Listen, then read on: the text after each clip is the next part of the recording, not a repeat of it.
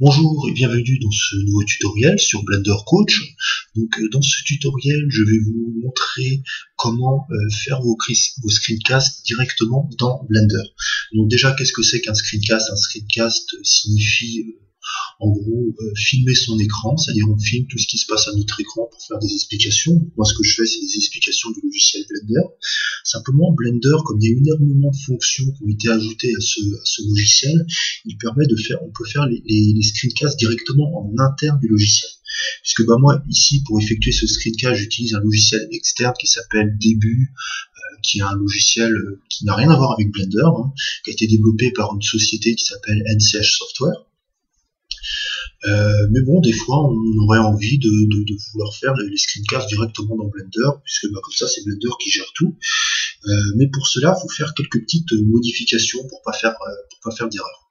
Donc déjà, dans un premier temps, ce que je vous conseille si vous faites des screencasts directement avec Blender, c'est d'ajouter cette fonction screencascade qui va vous permettre d'afficher toutes les touches que vous tapez au clavier. Donc, de cette façon, vous n'avez pas besoin d'expliquer, c'est directement visible dans le logiciel. Donc ici, on va aller cocher screencascade. Et vous voyez ici, j'ai ma souris, et puis si je fais une modification, vous voyez, il y a toutes mes touches qui s'affichent ici. Pour pouvoir faire le screencast, il y a quelques paramètres à effectuer avant de le faire. Déjà, alors le screencast se rend comme une animation. Le screencast dans Blender, lorsqu'on fait le screencast en interne avec Blender et non pas avec un logiciel externe, il se crée comme une animation qu'on créerait dans Blender. Donc on utilise le panneau de rendu pour cela. Donc la première chose à faire, c'est de donner un nom à son screencast. Donc on va mettre essai screencast. Voilà. Accepter. Voilà, donc déjà on a un nom. Donc mon screencast va s'enregistrer dans une vidéo qui va s'appeler essai screencast, qui va être dans le disque dur C temporaire, donc fichier temporaire. Alors ici, très important, vous changez le format, vous ne mettez pas en PNG, parce que sinon ça va vous faire une succession d'images pour chaque image de votre screencast. Donc ici, avec 24 images par seconde, ça va en faire vraiment énormément. Donc je vous conseille de passer en XVID, c'est un format de compression que j'utilise, qui est très bien. Ensuite, ce que vous pouvez faire ici, vous pouvez changer le framerate, parce que pour un screencast, ça sert à rien d'avoir 24 images par seconde. Vous pouvez passer à... vous n'avez pas énormément de choix, parce que ici, c'est des formats qui sont adaptés à l'animation et à la vidéo. Mais bon, pour le screencast, vous pouvez choisir de faire juste 15 images par seconde, c'est amplement suffisant. Ensuite, donc ici vous pouvez choisir si vous rendez en HD ou en 50. Moi je laisse en 50, ça donne déjà une qualité assez appréciable. Donc ici ça va diviser par 2, donc ici au lieu de 1080 ça va faire du 540 pixels en Y, et en X ça va faire la moitié, ça va faire 800 des brouettes. Voilà.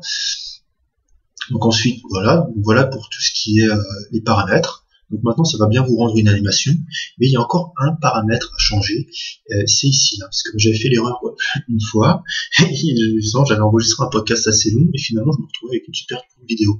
C'est parce que ici, comme je vous ai dit, ça reprend tous les paramètres de l'animation, donc ici, il ne faut pas rester à 250 images, 250 frames, parce que sinon, même avec 15 images par seconde, ça va vous durer 20 secondes ou 30 secondes, quoi. Ça va même pas durer une minute, en fait. Donc forcément il faut augmenter ce chiffre, et ce chiffre, vous cliquez ici, vous allez vraiment tout à droite, voilà, et vous l'augmentez. Donc moi je l'ai fait pour arriver jusqu'au maximum, je ne vais pas le refaire devant vous, et j'ai constaté que ce maximum était de 300 000 frames. Donc l'enregistrement que vous allez pouvoir faire est limité. Il est limité, j'ai calculé, en faisant des divisions, en divisant par le nombre de frames. Alors j'ai calculé avec 24 images par seconde. Avec 24 images par seconde, il est de 3h30. Mais avec 15 images par seconde, il doit sûrement être de 5 heures ou un peu plus. Peut-être environ 5 heures, 4 heures, 5 heures. Voilà, 4h30, sans doute. Voilà, 300 000, pardon. Et ici, vous pouvez toujours essayer d'augmenter, donc vous faites clic gauche et vous tirez sur le côté, et vous voyez que vous ne pouvez pas augmenter ce chiffre. Donc ensuite, une fois tous ces paramètres effectués, ça fait déjà pas mal de paramètres, il vous faut faire Alors, il y a plusieurs moyens de faire. Moi, ce que j'utilise, parce que je ne me souviens jamais du raccourci clavier, j'appuie sur la touche espace et je tape. Donc là, j'avais déjà tapé. Vous tapez make, vous mettez screen. Ici, il vous suffit de mettre screen, par exemple, vous mettez screen. Et vous voyez qu'ici, vous avez make screencast. Et le raccourci clavier est Alt F3. Donc, screencast, donc c'est pour faire une vidéo. Et ici, vous avez aussi la possibilité de faire un screenshot en appuyant sur F3 et de sauvegarder ce screenshot en faisant CTRL F3. Donc, un screencast, c'est une vidéo. Un screenshot, c'est une image. Voilà. Donc ici, je vais faire Alt F3 ou alors je pourrais cliquer ici. J'utilise le raccourci clavier, je vais faire Alt F3, Make Screencast, je clique et vous voyez ici, j'ai un icône capture qui apparaît. Lorsque je voudrais arrêter mon screencast, j'aurais juste à cliquer dessus. Alors il y a deux choses à savoir sur les screencasts avec Blender. Première chose, c'est qu'il n'enregistre pas le son. Donc le son, vous le rajoutez après, ou vous faites une vidéo sans le son, ou vous l'utilisez pour faire une vidéo que vous allez ensuite accélérer dans l'éditeur vidéo. Et ensuite, pour faire par exemple un speed modeling ou une version accélérée de votre modélisation. Et la deuxième chose, c'est que le pointeur de votre souris, vous voyez le petit pointeur blanc de votre souris ne va pas apparaître. Tout ce qui va apparaître dans le screencast de Blender, c'est le rond. Vous voyez ici le rond gris. Le rond gris, enfin un gris clair avec une partie un peu plus foncée à l'intérieur, il va uniquement apparaître ça et c'est ça qui va représenter votre souris dans le screencast. Donc ça peut déstabiliser certaines personnes, mais bon, c'est pas très gênant. Voilà, c'est les deux choses à savoir. Donc ici, on va faire quelques petites modifs, on va sélectionner ça, on va baisser, on va faire une extrusion, un redimensionnement, une extrusion, on va redimensionner, on va faire I pour faire un insert, on va extruder vers l'intérieur, redimensionner, voilà, tac, on va faire un CTRL 2 pour faire un subsurf, on va mettre T, on va mettre un smooth, et voilà. On tourne un peu autour de notre modèle, voilà. Puis là, on va cliquer sur Capture. Voilà. Donc ensuite, ce que nous allons faire, nous allons voir le résultat que ça donne. J'appuie sur le bouton, moi je suis sur Windows, donc j'appuie sur le bouton Windows et E pour ouvrir une fenêtre de navigation. Je vais dans C, je vais dans temporaire, et je vais aller dans mon essai. Je l'ouvre, et vous voyez ici, c'est mon essai. Vous voyez ici, l'interface est plutôt bien rendue. Donc il n'y a pas besoin de passer en plus de 50, c'est très bien. On va avancer un peu. Lorsque je fais ma petite démonstration, voilà, là je commence à faire ma petite démonstration. Vous voyez, je sélectionne, je déplace, voilà. Voilà ce que ça va vous rendre avec le screencast intégré à Blender. Ce qui est bien avec ce type de screencast, c'est que ça n'enregistre pas la barre du dessous, ça enregistre vraiment que la fenêtre de Blender. C'est ça que je trouve intéressant. Et ensuite, je vous montrerai dans un prochain tutoriel comment faire pour ajouter du son directement avec l'éditeur de vidéo de Blender. Donc on n'utilisera pas que Blender, parce que forcément Blender n'enregistre pas le son, puisque c'est un logiciel de graphisme.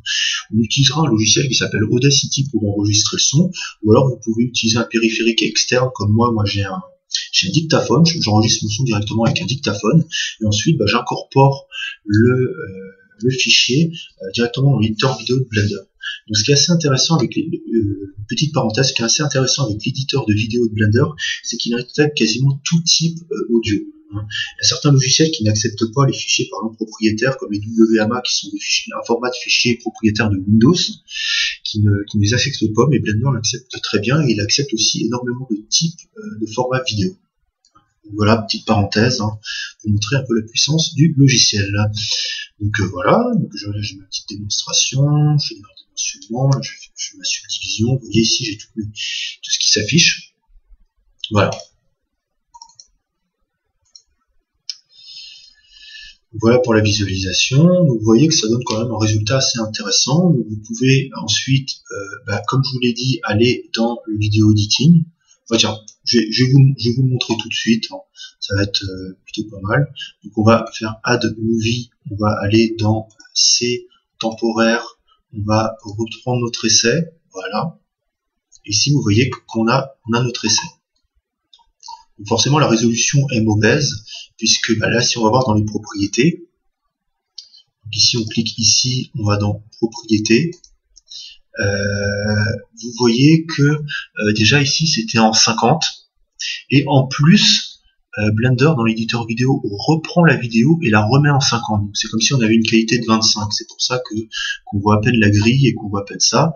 Mais si je repasse voilà, en résolution de 100, déjà on a une qualité un peu meilleure, on voit un peu mieux, même si ça reste encore un peu difficilement lisible. On va passer en 50 pour ajouter de la fluidité au niveau de la vidéo. De toute façon après il suffira de faire le rendu en 100, c'est pas un problème. Donc nous allons avancer à l'endroit où je commence à faire des trucs. On peut tout laisser du coup. Et ici, ce qu'on peut faire, on va rajouter une accélération, donc un fichier, ce qu'on appelle transform. On va mettre add effect strict et on va aller dans alors, speed control. Et donc ici, on va rajouter un speed on va multiplier la vitesse par 2. Voilà. Donc de cette façon, ça va aller 2 fois plus vite. Donc ici, on va lire.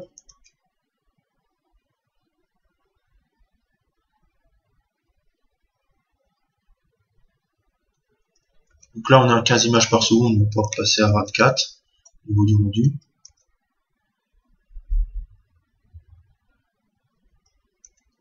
Donc ici, là, on peut repasser. Et on voit ici, ça s'arrête. Vous voyez, on va avancer. Vous voyez, là, ça bouge encore. Hop, et là, ça s'arrête. Là, dès que j'ai cliqué, vous voyez ici, là, je clique sur le bouton. Voilà, là, ça s'arrête.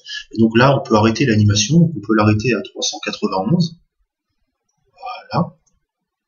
Ici, donc, vous voyez, j'ai mon animation le temps divisé par 2. Donc ici, on peut passer en plein écran, enfin en 100%. On a déjà tous les paramètres qui ont été créés. Là, on peut changer le nom. On va mettre essai screencast x2. Voilà. Donc, accepter. Et on va lancer notre animation. On est bien en Xvid. On a bien tous les paramètres de sélectionner. On peut lancer notre animation. Donc ici, vous voyez que ça va lancer toutes mes frames. Donc j'en ai 391. Ça devrait aller assez vite. Ça va mettre un petit peu de temps quand même. Donc en attendant, ce que je peux vous montrer, c'est un autre screencast que j'avais fait. J'avais fait un test de screencast. Vous voyez, donc on va toujours mon rond, très intéressant. Donc ensuite, avec Blender, ce qu'on peut faire, on peut rajouter des paramètres de transform. Donc, je vous explique vite fait. C'est par exemple ici, on pourrait zoomer sur notre pointeur. On pourrait rajouter du texte. J'avais fait un tutoriel comment rajouter du texte dans Blender, directement dans Blender. À partir du texte qu'on a. Alors, je vais ouvrir une nouvelle session de Blender pour vous montrer. Pendant que le rendu se fait. Voilà, on peut rajouter du texte. Ici, par exemple, on rajoute un texte qui va s'appeler texte. On va dans l'édition vidéo. On ajoute, mettons, une vidéo n'importe laquelle. Donc on va retourner dans Temps. On va reprendre notre essai, pas notre essai x2, mais notre essai. Et donc ici on l'a. Donc ce qu'on va faire, c'est qu'on va ajouter une scène. On va ajouter la scène. Donc ici on a notre texte. Donc là on aurait pu un peu plus passer notre caméra pour que notre caméra soit face au texte. Donc bon, on va garder notre texte comme celui-ci. G. Vous voyez ici qu'il y a le damier, donc ça veut dire que c'est en transparent. Et on va passer ici notre scène en overdrop. Et ici, vous voyez, en passant en overdrop, vous voyez que notre texte se superpose à notre modélisation 3D. Et ensuite, ce qu'on peut faire à notre scène, c'est qu'on peut ajouter un effet de type transform. Voilà. Et donc là, ici, quand on ajoute un effet de type transform, en fait, le texte est repris dans l'effet de transform. Donc ici, on peut le cacher en appuyant sur H. Donc ici, comme ça, la scène ne s'affichera plus. Et on va passer aussi une transform en mode overdrop. Et là, par exemple, on pourrait changer la position de notre texte, très simplement. Voilà. On change la position de notre texte. On peut modifier son redimensionnement. Voilà, très simplement. Là, on peut le grossir. On peut changer sa saturation, donc ainsi changer sa couleur. On peut jouer un petit peu comme ça sur les couleurs, tout simplement. Donc voilà pour ce qui est du texte. Donc le rendu de notre animation sur notre autre scène est terminé. Nous allons pouvoir voir immédiatement le résultat en allant dans Essai Screencast x2. Vous voyez ici qu'il y a des chiffres après, donc c'est pour dire que ça va de l'image 1 à l'image 399.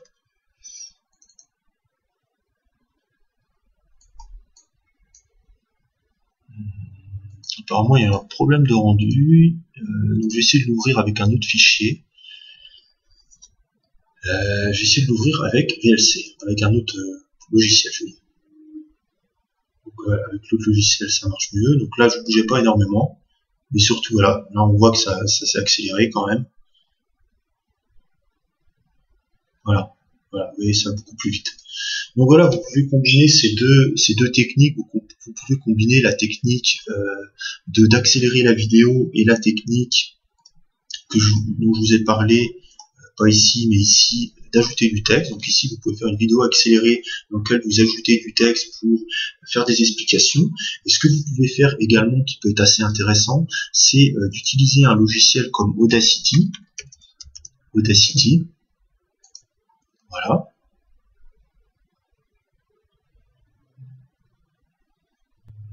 Donc on va attendre qu'il s'ouvre. Voilà. Et ce que vous faites, alors là, il va falloir faire assez attention. Il faudra recadrer le son sûrement pour qu'il corresponde. Mais vous mettez au début. Voilà. Et par exemple, vous appuyez ici. Vous appuyez ici et vous faites rapidement, vous repassez sur la fenêtre Blender, par exemple en cliquant ici, et vous faites Alt A pour démarrer la vidéo.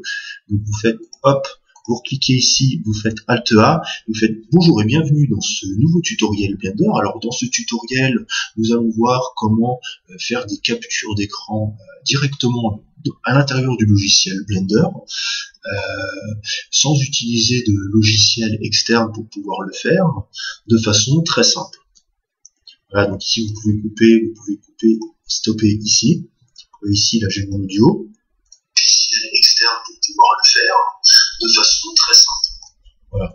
Donc après il va falloir forcément cadrer l'audio avec Blender. Donc ici par exemple on va faire fichier, on va l'exporter directement. On va exporter directement l'audio en MP3, bon, par exemple sur le bureau. Pourquoi pas, on pourra le mettre directement dans temporaire, comme on avait, puis on va mettre audio essai screencast. Voilà, on va l'enregistrer l'audio en MP3. Voilà, donc ça prend un petit peu de temps, voilà, c'est déjà terminé. Et ici, de cette façon, on va pouvoir l'ajouter. Donc ici, déjà, on va rajouter un petit peu les propriétés, on va baisser un petit peu, parce que oh là, ça a complètement bugué.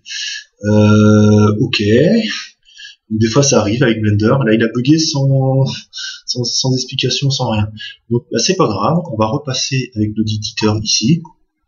Donc, du coup, on va enlever le speed, X.